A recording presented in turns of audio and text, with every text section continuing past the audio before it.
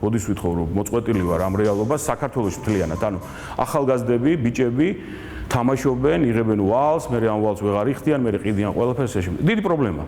და ამბობს რომ ასეთ ვალებშია ჩავარდნილი რუსთავში ძალიან ბევრი ახალგაზრდა, მათ შორის ეთყობა მისი ოჯახის წევრიც. ძალიან განიცდიდა. დავდებთ და დებს რაღაც პრობლემას. პრობლემას ქვია ეს კვერი გვინდა ასეთი ფორმით თუ არ გვინდა. ან დავტოვოთ ესეთი ფორმით გადაკეტილი მოძრაობა მოედანზე თუ არ დავტოვოთ, ხო?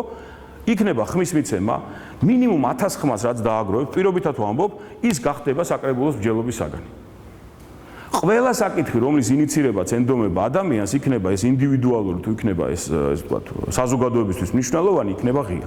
ეს რაც შეეხება ურთიერთობის ფორმებს. მე არ ვამბობ, რომ მერის კაბინეტი იქნება ღია და ყველა თქვენთაგანი ახლა გავხვალ და გამოხვალ. არა, მე ვამბობ, რომ ის რასაც საჯარო თათბირი ქვია, იქნება ღია. მეორე, პირველი სართული, ის დაწესებულებები, არ ვიცი, სამხარეო ადმინისტრაცია სადაც არის, კარგად იყოს, ეს დაწესებულება არის საჯარო სივრცე. არავითარი დაცვა, არავითარი შემოდი, არავითარი იქ არ შეიძლება, აქ არ შეიძლება, ეს იქნება ღია სივრცე. პირველი სართული, ქვედა დონე, სადაც იყო ადრე, არ ვიცი ახლა იქ რა ხდება, კაფე მუშაობს, იქ ქვემოთ რა სასადილო იყო.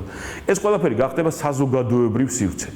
ამ ყველაფერში იქნება ყველა მოცემულობაზე, ყველა სერვისზე, ყველა არ ვიცი, ყველაფერზე მომენტალური, ყისიერი, ესე ვთქვათ, კომუნიკაცია. იმიტომ რომ სხვანაირად არ არსებობს თქვენი მმართველობა, სხვანაირად თქვენ ხართ, ეთყობა, ცალკე სამყარო და ვინც იმ კაბინეტში ზის, ის არის სხვა სამყარო, სხვა იმიდან პლანეტიდან მოსული. არა, ეს კომუნიკაცია იქნება ღია, ამას გპირდებით.